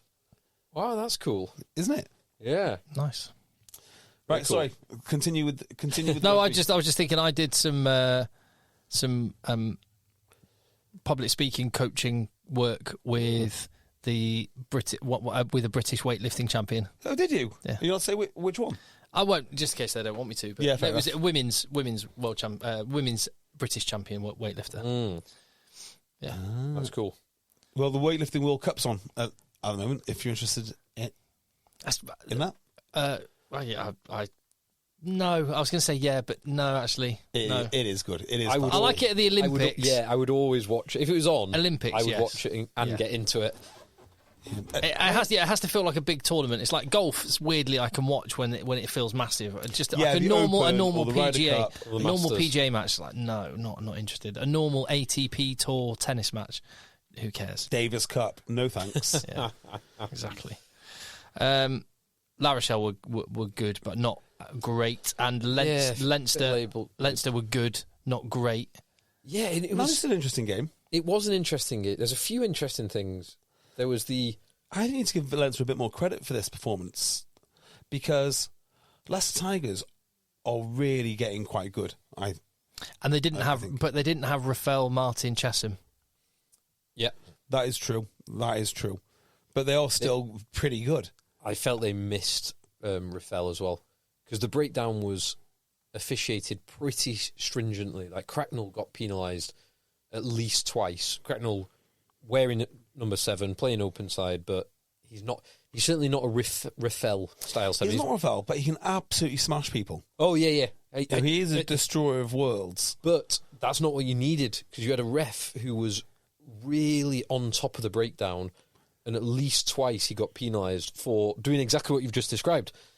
Absolutely smashing someone, but going off his feet and not having the subtlety that someone like Rafael. Yeah, there is no subtlety about Ollie Cracknell. Precisely. So they missed Rafael at the breakdown because of the way it was officiated. Yeah, I think for a team who are as physical as Leicester, and they are turning into that, and they are, generally speaking, I mean, actually, they are very physical. Like, the centres are physical, the ball carriers are physical. Everything that they do, that's what they intend to hurt people. I thought Leinster handled it, in fact, kind of with ease, and that's impressive because that's what Leicester Tigers do. I think Leinster need to be better. I think they will be better. I'm not convinced by Ross Byrne at 10. Good and bad. So like the second Gibson Park try with Big Joe McCarthy coming through. That was class, wasn't it? That was awesome, and that was a lovely pass by Byrne, and then a great supporting line. And to have, it was clearly pre-planned to have your kind of non-athletic of your big lock type characters running that line, which he ran beautifully. So that was ace. Other times, I think he's maybe not the answer, but they currently don't have another answer. No, well, unless he's they not give dreadful, his brother. though, is he? Give his brother the No, he's very solid. Prendergast is the guy long term. Yeah. So I heard it was Byrne the younger, Harry Byrne. Yeah, who's the long term answer. He came off the bench. So are you saying that it's neither of those two? Because I don't watch him enough to. I think long term, I think Prendergast is the Prendergast one that they're thinking is going to be the boy. Who was under 20s last year. Yeah. This year. They'll find someone, surely. I mean, there's only 2 teams in Ireland. I mean, surely they'll find a fly half. Hey, Ulster had a good win. Great win. Where? In the which? Away to Montpellier. In which competition? Yeah. Yeah, who cares? The other one. The bit that was... Hang on. Is Billy Burns going to Munster? Yeah. They need a backup 10. So who's going to take over at Ulster? Who knows? To be decided. Don't know. Is there a foreign 10 in the URC? Sorry, in the Irish teams? No. So, to me, that sounds like you're going to be in the market for a South African or a New Zealander or something. Or someone like Billy Byrne who's Irish qualified, potentially. Well, you wouldn't need to, would you? Well, you wouldn't necessarily need to. So you've basically got the whole market available to. Maybe that's the plan. Paddy Jackson coming back. That's one that would not happen. No. Anyone but Paddy Jackson. Yeah. Pretty much. But just back to this game, I thought, so Leicester scored the first try, then Leicester got those 3 back-to-back Gibson Park tries. Leicester turned down a couple of kickable points and went for the corner and fluffed their lines. But then they came back into it with the Cronin try early in the second half. And you thought, at that point, it was like 22-15. Yeah. And you thought, Leicester going for it. They're attacking. Was it Dan Kelly? Yeah, they had... Who throws the wide pass. Well, yeah, because at that point, just before the Cronin try, so at this point, Leinster were down a man with James Lowe, and the space was on James Lowe's wing. It was, as far as I could tell, it was a 3-on-2. Yeah. And Dan Kelly opted to go for the wang it pass wide, and Henshaw... Yeah, he tried to miss 3 instead of a draw and pass. Henshaw intercepts. It's then a more than 2... 14... whatever. It's a 2-score game. It went to 29... 29-15. Did Hassel Collins have some sort of nightmare at some point? That rings a bell. He had a nice opportunity in the first half where he grub a kick through, and if it hadn't have hit, it was probably Keenan covering, it would have been a wonder try. Late on, I can't remember. Well, disappointing because I think Leicester are one of the better teams in England, and I think if you look at the matches, the number one determinant, with the exception of La Rochelle, home advantage. But I would have liked to have seen Leicester push on. Yeah, I think had Leicester have had Rafael Chesham Martin, it certainly wouldn't have harmed their cause. No, more big men, big good men. Yeah, but they I don't think they would have won. No, I don't think they would have won. Leinster will need to be better. La Rochelle will need to be better. But the thing is, whoever does come through that has a semi-final against Northampton or the Bulls on home country advantage. So I kind of think this is... No, it's not as simple as to say it's a spot for the final, but it's not far off it. Yeah, Northampton do not match up well against either Leinster or La Rochelle. Not Leinster. I think La Rochelle is not too tough. Well, it is. It's massively tough. But it's the better of the two. For Northampton. Yeah, but they've got to get through who first? Bulls. Northampton. Bulls are home. At home. So it's big boy rugby now. If they're going to be any good, they've got to win. Yeah. Northampton. I think Northampton can win that. I just can't see them beating either Leinster or La Rochelle. Leinster in the Aviva or La Rochelle somewhere in France. The west coast of France. No. That's a completely different prospect. Yeah. No, you're right. That's whereas on the other side, it's looking like it could. Well, it's looking set up to be Toulouse v Bordeaux, which is dynamite. What a semi-final! It's almost certain to be. Wasn't that the semi-final a couple of years ago? And it went down to. That was the semi-final a couple of years ago. Was it? It's before I started supporting Bordeaux. I'm sure I think it you're probably was. right. Can't remember. Anyway, doesn't matter. I'm sure Bordeaux got to a semi. So who did La Rochelle beat first I time? get to a semi watching Bordeaux. Yeah, exactly. Yeah, it doesn't ring a bell, unfortunately. Okay. Maybe you're right. Yeah, it does feel like that side of the draw is the side which is going to produce the champion. The Bordeaux Toulouse side. It might be. I'm just looking. 2021. Toulouse got to the final. And who did they play in that? 2022, they lost to La Rochelle in the round of 16. Toulouse Bordeaux. 2021.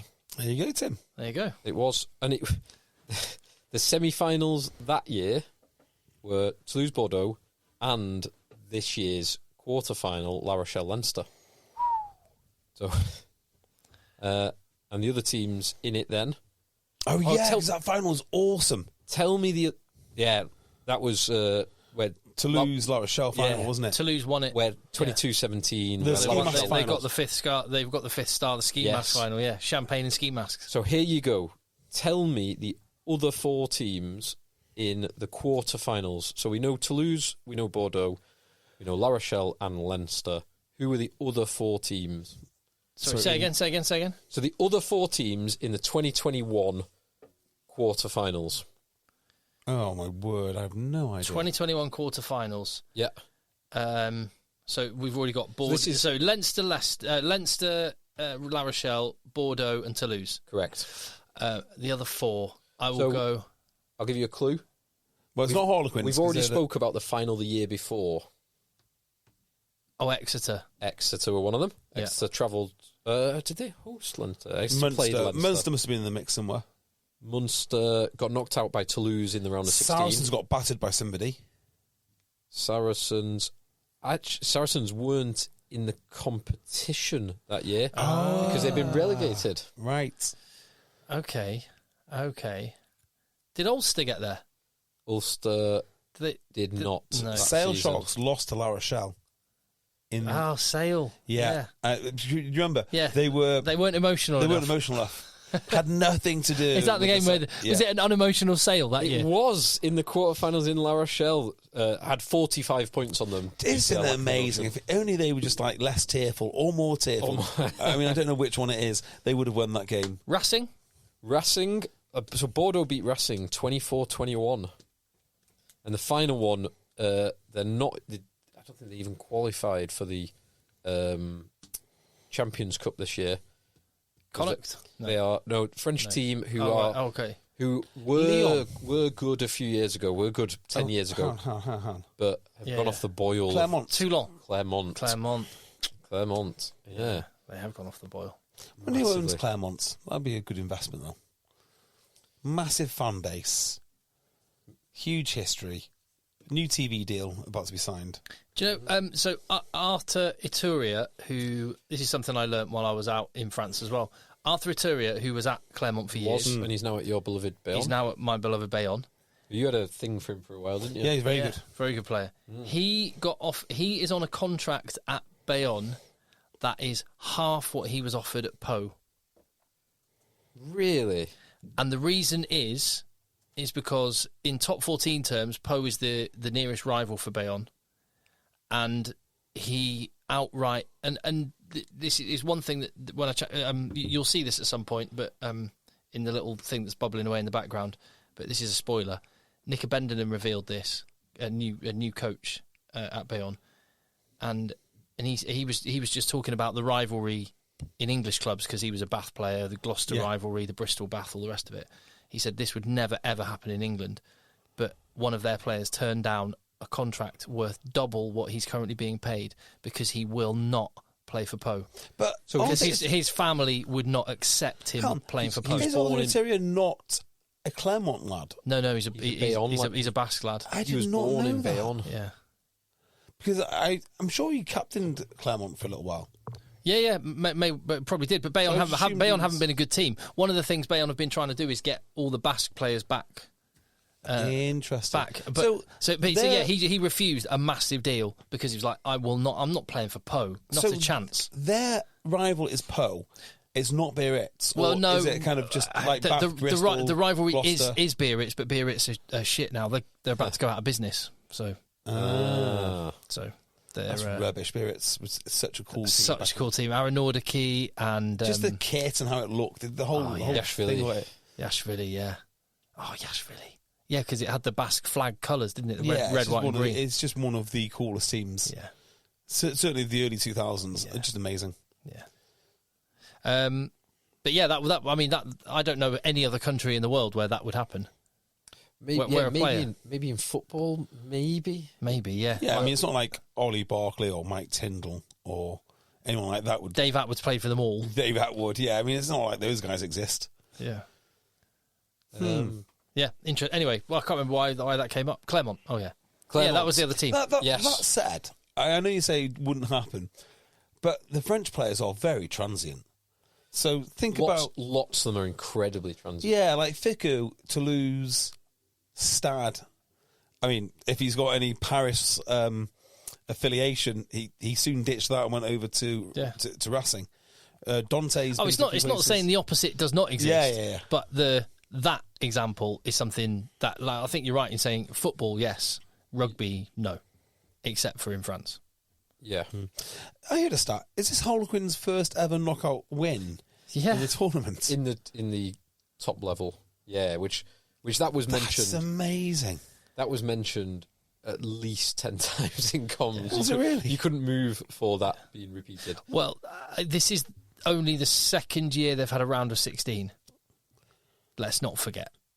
Yeah, but still. I mean, they're a big team. They've been playing in the competition for 25 years. And they're English champions twice in recent times. Yeah, it's fair. It's fair. Yeah. I can't believe that. Yeah. But I mean, they would have had to have been one of the best 8 to have been in a knockout game before last year. Bloodgate was a knockout game, was it not? Yeah, it was. And Nick Evans missed the drop goal that they brought him on. Yeah. To take. Crikey. Because I heard that stat and I was like, hold on, Bloodgate though. What about Bloodgate? Yeah. But it's like, he missed. Yeah. It wasn't even worth it. It wasn't even worth it, exactly right. But it was worth it, wasn't it, when you think about it? Like, it's such a good story. Like, when I... Do you think the doctor who was suspended for 2 years or whatever happened? Well, I mean, it's a phio that got screwed. It's just like the post office thing. I mean, in the end, it was a good thing because it made a great TV show. Look. I was telling a friend about this, that me and my friend growing up, a guy called Tom, we used to get up to all sorts of nonsense, and our mantra would be 16 to like 21, knocking around together. Our mantra would be, will our parents laugh about this by Christmas? And at that age, basically everything is a yes. Crash the car, laugh about it by Christmas. Do things go to jail for night, laugh about it by Christmas. Like, nothing was off the table because they're all good stories. And I kind of think Bloodgate, because it's only sport, isn't it? I mean, except for the physio, which that was bad. It's just sport. Who actually cares? It's just a great story now. It's just a great drama. There's a French saying which I can't remember the exact phrasing of it, but it's something along the lines of, if you slip up and fall down the stairs, everyone laughs at you. If you tell people that you slipped up and fall down the stairs, everyone laughs with you. And do you think more people speak about the winners of the Tour de France on a daily basis, or they talk about the cheating in the Tour de France on a daily basis? People love a scandal. I do love Marco Pantani. I don't even know who that is. We know people love a scandal from the Q&A section of the Times travel pages. Oh, yes, we do, don't we? Yes, we do. We'll talk about that in the Patreon pod, I guess. Marco Pantani, the pirate, who in the 90s he was a truly exceptional climber and was I think doing both good and bad drugs. As in, really? As in performance enhancing and party enhancing drugs, and died way, way too young. Are the two mutually exclusive? Like, actually, some anabolic steroids might help you really bust some moves. Lance Armstrong drugs when you're raving. I'm not sure the kind of party drugs would help him get up those. Yeah. A bit of EPO would help you party for longer. Yeah, it would. True. It's very, very true. So a bit of Lance Armstrong and a little bit of Will Greenwood.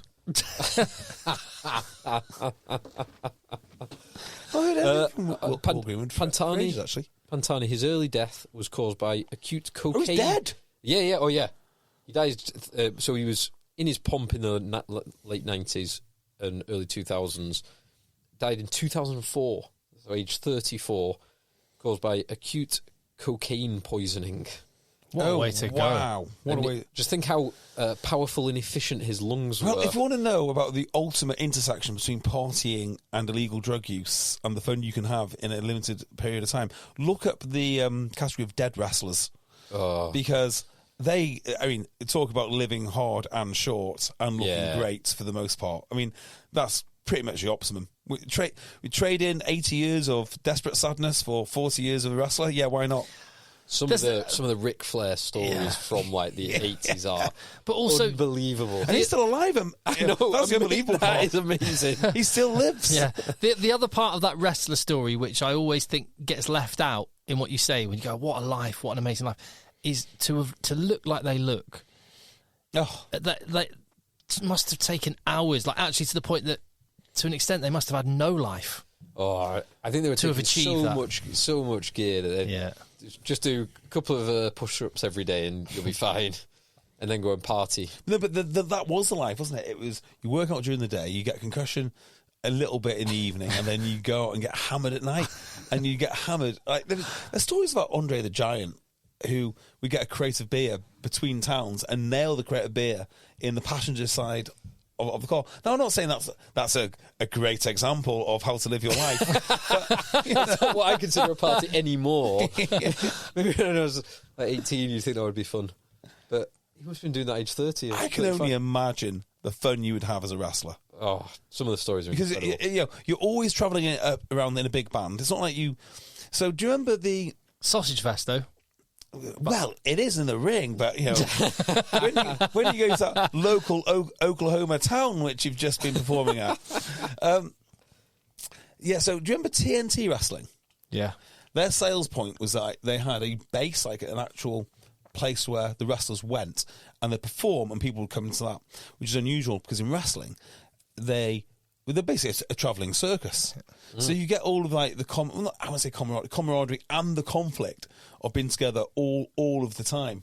But then different towns, rich owner that bails you out, loads of drugs, loads of alcohol. I mean, it's a recipe for utter chaos and disaster. But what a bunch of stories. There should be more books and films. Oh, Some of the stuff that's come out in the last 12 months about Vince McMahon. yeah. There's been some bad stories. Oh, I haven't seen these. Well, Look up bedtime reading. Search Vince McMahon kind of recent news, last 6 months, last 12 months. Just listen to any interview with any wrestler from the 90s, and you kind of get an indication. I feel like reading the Vince McMahon stories is I'm going to be the equivalent of that meme where they have the different pictures of Vince McMahon getting more and more excited. Yeah. You can't actually get a good biography of Vince McMahon. I've tried to buy one. And there's lots of unofficial ones. I want the redacted. It's all redacted. It has to be redacted. Yeah, there's ongoing court cases on all of it. I know. But right, incredible businessman too. Come on. So just to finish this, I'm on Marco Pantani's Wikipedia. Oh yeah, of course. So I need you to tell me his height and weight, and the description you've got to go off. Who is he? So Marco Pantana, he was said to have the classic build for a mountain climber. Oh, okay. So he's going to be light. He's going to be really lean. Yeah. Then. So I'll go 68 kilograms and 6'2". JB. Oh wow. Okay.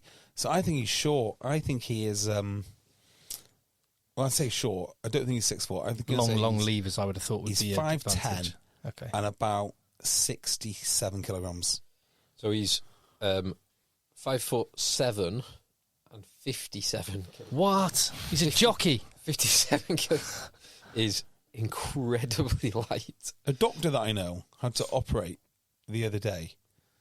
A doctor from CrossFit, I might add, on a 40-kilogram man. Oh. Think about that. You could dumbbell snatch that man. Yeah. 40 kilogram. That's... many of the stories I get told by a specific doctor who's operating is on people, men and women, whose weights are closer to Uini Atonio or Will Skelton's weight. Yeah. Back to your story about the Heaton Park today. Yeah. Anyway, so Pantani is a climber who partied too hard. I've never heard of him. Yeah, he's famous for... Because I used to watch the Tour de France with my old man in the kind of when I was a teenager. Bloody hell, Phil! As in, like a cycling climber.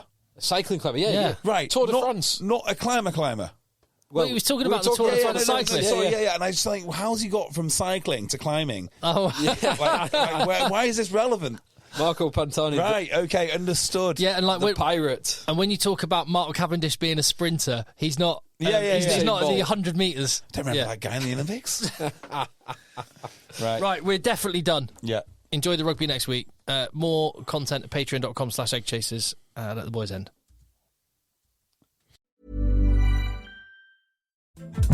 Hey everyone, Craig Robinson here. I want you to check out the Ways to Win podcast, brought to you by Ford and the new 2024 Ford F-150 truck. On Ways to Win, Coach Cal and I will discuss leadership lessons we've learned. We know all about the days spent perfecting your craft outside of the limelight and have knowledge to share about how strength, inspiration, encouragement, and adaptability are the key ingredients to drive toward your dreams. And those same ingredients can be found in the new 2024 Ford F-150 truck. So check out my podcast, Ways to Win, and also check out the new 2024 Ford F-150 truck. Learn more at Ford.com. Built Ford tough, built Ford proud. Hi, this is Craig Robinson from Ways to Win, and support for this podcast comes from Invesco QQQ, the official ETF of the NCAA. The future isn't scary. Not realizing its potential, however, could be. Just like on the recruiting trail, I've seen potential come in many forms as a coach. Learn more at Invesco.com/QQQ. Let's rethink possibility. Invesco Distributors, Inc. When we made our McDonald's Spicy Chicken McNuggets, you were praise hands emoji. Then we ran out, and you were streaming tears emoji. Now they're back, so you can be grinning face with sweat emoji. Order ahead on the McDonald's app. And get Money Mouth Face emoji with 2 orders of crispy, irresistible 10-piece McNuggets, spicy or classic, for just $6. Limited time only. Prices and participation may vary. Cannot be combined with any other offer. Single item at regular price. Ba-da-ba-ba-ba.